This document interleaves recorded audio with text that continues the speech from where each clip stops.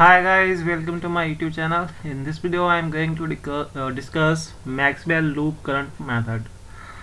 हमने अभी तक जो डिस्कस किया था अबाउट KCL KVL कर चुके हैं, बट कई बार क्या होता है कि बच्चों को स्टूडेंट्स को KCL KVL में बहुत प्रॉब्लम होती है क्योंकि उनको करंट डिस्ट्रीब्यूशन कैसे करंट जंक्शन पे डिवाइड होगा उसके बारे में नॉलेज नहीं होता इस वजह से। तो बट हमारा जो ये मैक्सवेल मेथड है इसमें कोई भी करंट डिस्ट्रीब्यूशन का कोई चक्कर नहीं है, कोई टेंशन नहीं लेना है। सिंपल सा मेथड है जो कॉम्प्लेक्स सर्किट को सॉल्व करने में हेल्पफुल होता है। ठीक है, तो देखते हैं क्या है मैक्सवेल मेथड। ओके, तो method suited to couple circuit solution. तो एक्चुअली में क्या है कि जहाँ ये वहाँ पे यूज किया जाता है जहाँ पे जैसे कॉम्प्लेक्स सर्किट हो गया या फिर कई सारी सर्किट जो होगी क्या है आपस में लिंक होती है। लाइक यहाँ देखो ये सारी क्या है सर्किट आपस में लिंक है। ठीक है, दूसरा क्या है point, it employs a system of loop current instead of branch current as in Kirchhoff's law। ठीक है, इट मीन्स क्या हुआ कि किरचॉफ लॉ में हम लोग क्या कर देते हैं, हर ब्रांच में करंट का डिवीजन करते थे, है ना। हर ब्रांच में हम करंट लिखते थे, जबकि इसमें ऐसा कुछ नहीं, इसमें सिर्फ लूप करंट को हमने एक बार लिख दिया, वहीं से हमारा सॉल्व हो जाता है। ठीक, तो उससे KCL KVL से बहुत ही ईजी हो गया, वरना मुझे क्या करना पड़ता, यहाँ करंट लिखना पड़ता होता, फिर उसके बाद यहाँ डिवीजन करके फिर यहाँ करंट लिखना पड़ता, अलग अलग करंट हो जाते हैं, वेरिएबल बढ़ जाते हैं हमारे। बट इसमें क्या है, हमने एक लूप में, ये पूरा लूप हो गया, क्लोज लूप हो गया, इसमें एक करंट I1 मान लिया, इस लूप में I2 मान लिया, इस लूप में I3 मान लिया। ठीक है, ओके, तीसरा पॉइंट देखते हैं, current in different loop are assign continuous path so that they do not split at the junction into branch। ठीक है, इसका मतलब ये है कि जैसे यहाँ से यहाँ करंट जा रहा है तो हमें KVL किरचॉफ्स लॉ में क्या करना पड़ता, करंट को डिवाइड करना पड़ता दो पॉइंट में। बट इसमें क्या है कि हमें पूरा करंट जंक्शन पे कोई डिवीजन नहीं होता, पूरे लूप में सेम करंट मान रखा है। मतलब I1 करंट पूरा इस लूप में हो गया, I2 करंट इस लूप में हो गया, I3 करंट इस लूप में हो गया। ठीक है, ओके, उसके बाद आता है हमारा फोर्थ पॉइंट। फोर्थ पॉइंट में क्या है, number of independent equations reduce as compare to Kirchhoff's law. बिल्कुल, किरचॉफ्स लॉ में अगर मैं इक्वेशन बनाऊंगा तो मेरे कितने इक्वेशन बनते हैं इस सर्किट के लिए, एक तो यहाँ बनता, एक इसमें बनाना पड़ता, एक इसमें बनाते हैं, फिर एक इसको कवर करते हैं। पॉइंट का अगर नाम दे दूं मैं तो ये B C D E F G H। ठीक है, ये F है। ओके, तो अब देखो इसमें अगर मैं किरचॉफ्स लॉ में करंट लूप इक्वेशन बनाता है तो A B G H A, एक A बनता, फिर B C F G B, ये क्या बनता, C D E F C, एक A बनाते हैं। ठीक, उसके बाद A B C F G H A, ये बनता है बड़ा वाला। उसके बाद सेम चीज़ हम इधर से करते हैं, D C B G F E वापस D, एक ही बनता, फिर एक पूरा बनाते हैं, A B C D E F G H वापस है। तो इससे हमें क्या होता है कि जो हमारे इक्वेशंस होते हैं क्या नंबर बहुत बढ़ जाते हैं, है ना। और वेरिएबल्स भी हमें हर ब्रांच में करंट को स्प्लिट करते हैं तो वेरिएबल्स भी बढ़ जाते हैं। बट लूप करंट में क्या है, लूप मैक्सवेल लूप इक्वेशन में क्या है, इसमें हमें जो नंबर ऑफ इक्वेशन होते हैं वो रिड्यूज होते जाते हैं। इसमें हमें कितने इक्वेशन बनाने होंगे, एक इस लूप में बन देगा, एक इस लूप में बनता, एक इस लूप में बनता, यानी 3 ही बनते, जबकि वहाँ 5 इक्वेशन हमें बनाने पड़ते हैं। ठीक है, अब देखते हैं इसमें इक्वेशन कैसे बनाते हैं। तो देखो ये हमारा कॉम्प्लेक्स सर्किट है जिसमें 2 बैटरी लगा है और रेजिस्टेंस के कॉम्बिनेशन हैं। हम क्या करेंगे, हर लूप को में एक करंट अज्यूम कर लेंगे। तो ये क्लोज लूप एक है, 2 3, यानी स्मॉलेस्ट लूप में, छोटे वाले लूप में ये I1 करंट हो गया, ये I2 हो गया, I3 हो गया। अब मैं मान लो कि अगर मैं point loop A B ji H A में मूव करता। ठीक, तो इस लूप में मैं जब जाऊंगा तो सबसे पहले मुझे क्या मिलेगा, यहाँ लूप में करंट I1 है, तो देखो R1 के से जो करंट पास कर रहा है वो क्या है, I1 है। ओके, तो यहाँ पे आता हमारा माइनस I1 R। ठीक, अब देखो R4 में क्या आएगा, R4 में करंट I1 जा रहा है, जो लूप फर्स्ट लूप में है, सेकेंड मान लिया, थर्ड लूप मान लिया। फर्स्ट लूप में I1 करंट है, बट लूप 2 से करंट I2 भी उसमें से पास करेगा R4 से।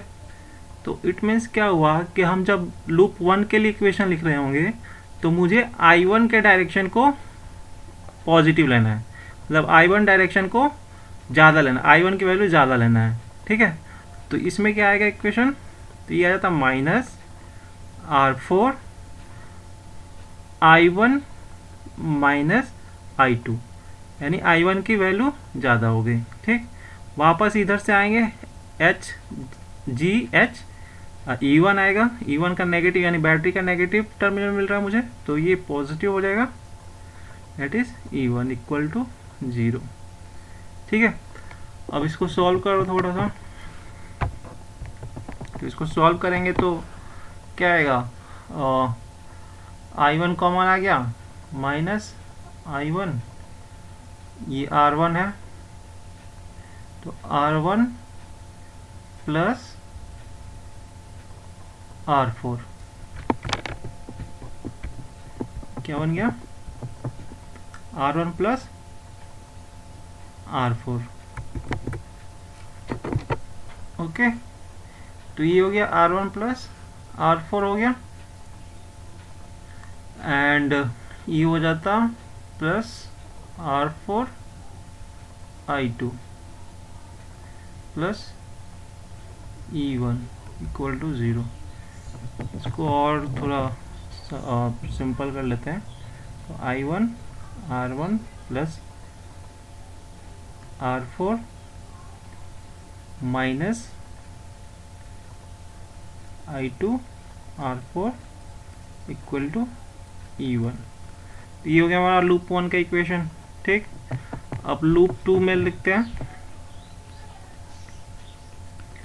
लूप 2 के लिए क्या इक्वेशन बनेगा, तो लूप 2 में जो इक्वेशन बनेगा वो क्या होगा हमारा, अब लूप 2 में मैं स्टार्ट करता हूँ फ्रॉम लूप 2, देखते हैं B C F G B, तो ये हो गया B C F G B, इसमें मूव करेंगे तो बी सी से जाएंगे तो पहले R2 आएगा, तो R2 के क्रॉस जो करंट होगा वो minus I2 R2 minus I2 R2 आ जाता। ठीक है, उसके बाद हम लोग जाएंगे तो हमारे पास क्या आएगा I5, तो I5 में क्या आएगा, मतलब R5, तो R5 में क्या आएगा माइनस R5, और करंट क्या आएगा, तो करंट आएगा I2 minus I3।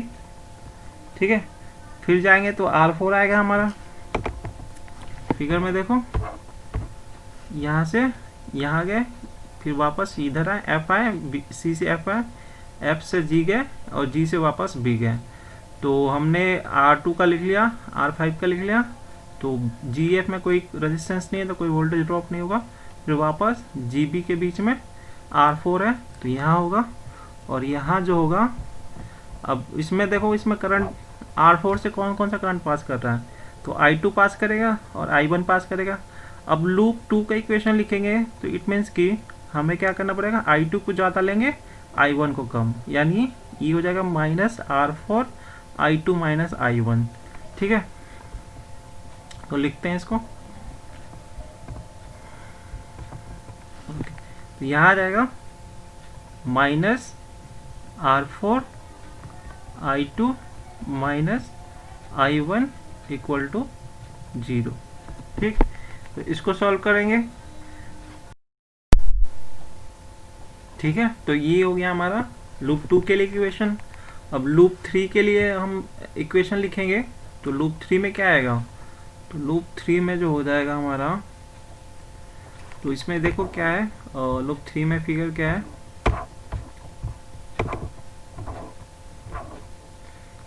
C D E F वापस सी। तो देखो इसमें R4 है, फिर बैटरी है, यहाँ कोई करंट वोल्ट बैटरी या वोल्टेज बैटरी या रेजिस्टेंस नहीं है, फिर वापस R5 है।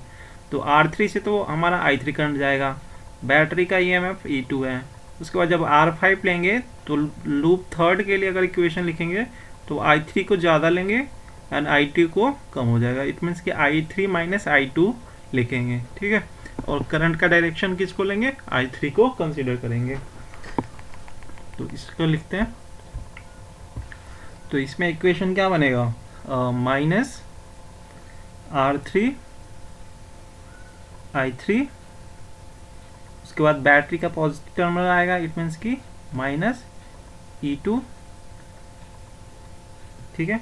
उसके बाद आएगा हमारा R5, तो ये हो जाएगा minus R5 into I3 minus I2 equal to 0।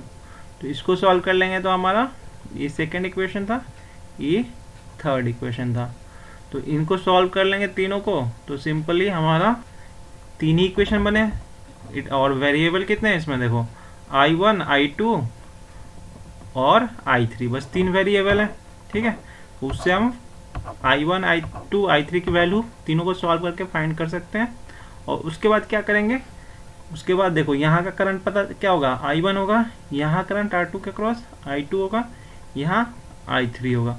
But R4 और I5 में करंट क्या होगा, तो R4 में करंट क्या होगा, करंट अक्रॉस R4 जो होगी दैट इज, आप उसको I1 माइनस I2 कर लो।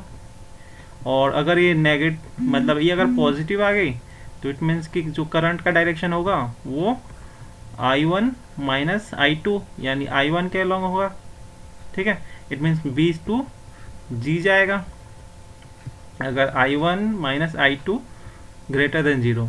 अगर I1 माइनस I2, या फिर इसे सिंपल लैंग्वेज में बोलो तो अगर I2 ग्रेटर है I1 से, तो क्या होगा, करंट इस डायरेक्शन में फ्लो करेगा R4 के क्रॉस, तो G टू B जाएगा, ठीक है। सेम हम R5 के क्रॉस करंट का डिस्कस करते हैं। तो R5 के क्रॉस जो करंट होगा उसमें क्या होगा, हमें अगर I2 is greater than I3 तो I2 ज़्यादा है तो I2 का डायरेक्शन होगा, इट मीन्स कि करंट अक्रॉस R5 क्या होगा, C2F जाएगा। और अगर I3 ज़्यादा है I2 से तो करंट किधर से जाएगा, F2C जाएगा, ठीक है। तो ये था हमारा मैक्सवेल लूप इक्वेशन, जो बहुत ही किरचॉफ्स लॉ से बहुत इजी पड़ता है। इसमें कोई करंट डिवीजन नहीं करना होता, सिंपल स्मॉलेस्ट लूप में जो है करंट अज्यूम कर लो और ये सारे एक ही डायरेक्शन में होना चाहिए, आइदर क्लॉक और एंटी क्लॉक, ठीक है। वैसे अज्यूम कर लो, उसके बाद हर लूप का इक्वेशन लिख लो और उसको सॉल्व कर लो, ठीक। तो जहाँ इंडिपेंडेंट है मतलब जहाँ एक ही करंट फ्लो कर रहा है वहाँ की तो वैल्यू आ जाएगी, और जहाँ हमारा I1 माइनस I2 ऐसे आ रहा है वहाँ पे हम वैल्यू के हिसाब से, जैसे ये डिस्कस किया उसके हिसाब से हम पता कर सकते हैं कि करंट का डायरेक्शन क्या होगा। और इसमें जो करंट की वैल्यू होगी वो क्या होगी, I1 माइनस I2, इसमें क्या होगी I2 माइनस I3, ठीक है। और डायरेक्शन डिपेंड करेगा I2 ज़्यादा है I3 से या I3 ज़्यादा है I2 से, ठीक है। इसमें मैं एक सिंपल किरचॉफ्स लॉ से जो इक्वेशन सॉल्व किया, सर्किट सॉल्व किया हूँ, उसको इस फॉर्मूले इस मेथड से भी सॉल्व करके दिखा रहा हूँ, ठीक है। ओके, तो ये हमारा क्वेश्चन है, एक सर्किट बना है और इसमें हमें करंट फाइंड करना है अक्रॉस 1 ओम रेजिस्टेंस, यानी ओम 1 ओम का है यहाँ पे है, तो इसके अक्रॉस कितना करंट फ्लो कर रहा होगा वो फाइंड करना है।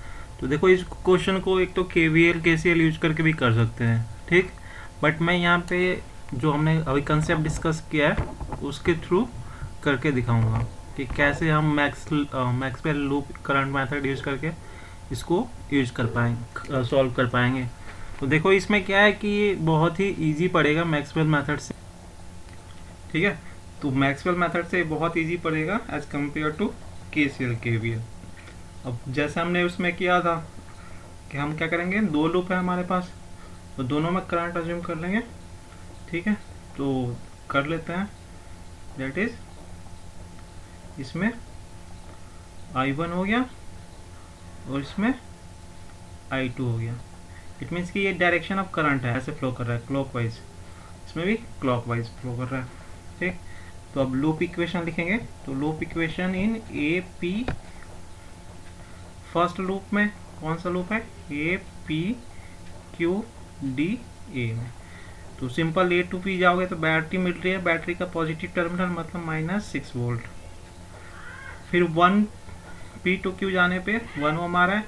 तो जब मैं बोला कि लूप 1 का इक्वेशन लिखेंगे तो इट मीन्स कि I1 का डायरेक्शन लेंगे अक्रॉस 1 ओम रेजिस्टेंस, तो हो जाएगा -1 I1 माइनस I2, ठीक है। इसके बाद Q2D जाएंगे, तो Q2D जाएंगे तो इसमें आएगा -3 I1 इक्वल टू 0। इसको सॉल्व करते हैं, तो इसको सॉल्व करते हैं तो हमारा आ जाता है 6 और इधर आ जाएगा -4 I1 प्लस I2, ये हो जाएगा प्लस I2। तो ये हो गया हमारा फर्स्ट इक्वेशन, ओके। लूप 2 पे चलेंगे, तो लूप 2 में देखो क्या है, PBCQP, तो लूप PBCQP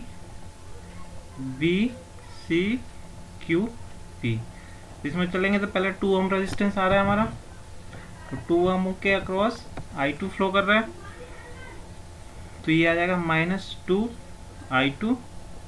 उसके बाद बैटरी आएगा का नेगेटिव पॉजिटिव टर्मिनल, तो मतलब -9 आएगा, फिर -3 I2 3 ओम, फिर 1 ओम के अक्रॉस। तो लूप 2 का इक्वेशन लिखेंगे, तो लूप 2 के लिए I2 का डायरेक्ट पॉज कंसीडर करेंगे अक्रॉस 1 ओम, तो ये हो जाएगा -1 I2 minus I1 equal to 0। अब इसको सॉल्व करो, तो इसको सॉल्व करेंगे तो ये आएगा कितना, -2 -3 5 हो गया, और यहाँ से माइनस आएगा तो -6 I2 -9 और I1 plus I1 equal to 0। तो इसको और मॉडिफाई करोगे तो ये आ जाएगा I1 -6 I2 इक्वल टू 9, ये हो गया इक्वेशन 2। अब इन दोनों को सॉल्व कर लो, इनको सॉल्व करते हैं हम। तो मैं क्या करता हूँ, इसको I2 ये है इधर है, तो इसको 4 से और 6 से मल्टीप्लाई कर दो इक्वेशन 1 को। तो इक्वेशन 1 को जब हमने 6 से मल्टीप्लाई कर दिया, तो 6 से मल्टीप्लाई करेंगे तो क्या आएगा, ये आ जाएगा -24 I1 plus 6 I2 equal to 36। Third equation हो गया, ठीक है। तो ये थर्ड इक्वेशन हो गया, तो हमारे पास दो इक्वेशन आ गया, एक तो ये वाला, एक हो गया हमारा ये थर्ड वाला, और एक हो गया सेकंड वाला, this one and this one.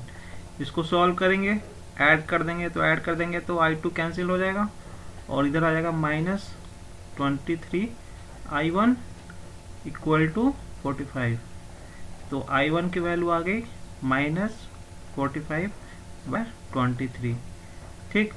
ऐसे ही I2 की वैल्यू फाइंड करेंगे, तो I2 की वैल्यू फाइंड करेंगे तो वो आ जाएगा, वो भी -42/23 आ रहा है, ठीक है। सॉल्व करने के बाद यही आएगा।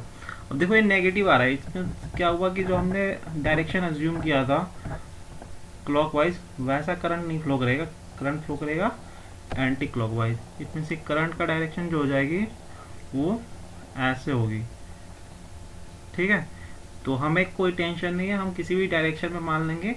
हमने क्लॉकवाइज किसी भी डायरेक्शन में अज्यूम कर सकते हैं, क्लॉकवाइज या एंटी क्लॉकवाइज, बट जितनी भी लूप है उसमें सेम करंट सेम डायरेक्शन होना चाहिए। तो मैंने क्लॉकवाइज माना था, बट हमारे सॉल्व करने के बाद आया कि वो क्लॉकवाइज ना होकर एंटी क्लॉकवाइज होगा। ठीक है, तो यहाँ करंट आ गया, I1 की वैल्यू क्या आई,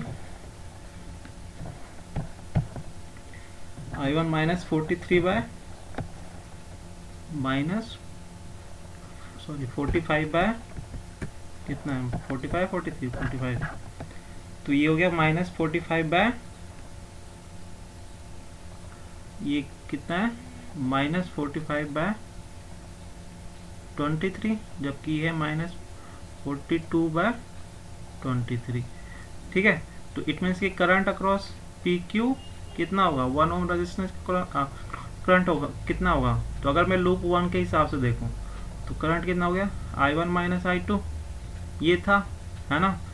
तो ये करंट था, तो इसकी वैल्यू रखोगे अगर, तो I1 की वैल्यू कितना है, minus 45 divided by 23 minus 42 by 23 करोगे तो ये प्लस हो जाएगा, तो प्लस 42 बाय 23, तो यहाँ से आएगा माइनस 3 बाय 23। तो I1 माइनस I2 का मतलब क्या हुआ, करंट जो होगा I1 के हिसाब से P2 क्यों जा रहा था, बट ये नेगेटिव आ गया। इट मीन्स कि 1 ओम क्रॉस करंट किधर जाएगा, वो P2 क्यू ना जाके Q2P जाएगा, फ्लो कर रहा है। अब सेम चीज़ देखो, अब मैं इधर लूप 2 के हिसाब से करके देखते हैं, तो करंट का डायरेक्शन तो सेम ही रहेगा, तुम किसी भी लूप के कंसीडर करो, बट यहाँ देखते हैं क्या आता है। तो लूप 2 के हिसाब से I2 माइनस I1 आएगा, है ना। तो लूप 2 के हिसाब से I2 माइनस I1 आना चाहिए, आएगा अगर इक्वेशन लिखेंगे तो देखो इसमें क्या बनेगा, माइनस 42 बाय 23 माइनस I1 मतलब ये प्लस हो जाएगा 42 बाय 23, तो यहाँ देखिए प्लस 3 बाय 23 आ रहा है। तो इट मीन्स क्या हुआ, करंट का डायरेक्शन लूप 2 के हिसाब से है, लूप 2 के हिसाब से I2 का डायरेक्शन के हिसाब से होना चाहिए, यानी ऊपर के हिसाब से होना चाहिए। तो वही हमारा लूप 1 के हिसाब से भी आया ना, तो लूप 1 के हिसाब से जो आया वही लूप 2 के हिसाब से भी आ रहा है। तो करंट का डायरेक्शन सेम है, या तुम लूप 1 लो या लूप 2 लो, फाइनल आंसर तुम्हारा सेम ही रहेगा, उससे कोई डिफरेंस नहीं पड़ने वाला। तो ये था, देखो इसमें सिंपल क्या हुआ कि हमें करंट डिस्ट्रीब्यूट नहीं करने पड़े, यहाँ ब्रांच पे जंक्शन पे जाके फिर हमें तोड़ना पड़ता, 2 पार्ट में डिस्ट्रीब्यूट करना पड़ता, फिर इक्वेशन बनाने पड़ते, तो यहाँ पे 3 वेरिएबल बन जाते, तो 3 इक्वेशन सॉल्व करने पड़ते। ठीक, तो मतलब इक्वेशन तो अलग चीज़ है, लेकिन क्या होता कि हमारा कॉम्प्लेक्स थोड़ा हो जाता, अगर एक बड़ा सर्किट हुआ है 2 लूप और लगे होते और डिफ़िकल्ट हो जाता। तो मैक्सवेल जो लूप मेथड है, इससे ये फ़ायदा है। ठीक है, थैंक यू।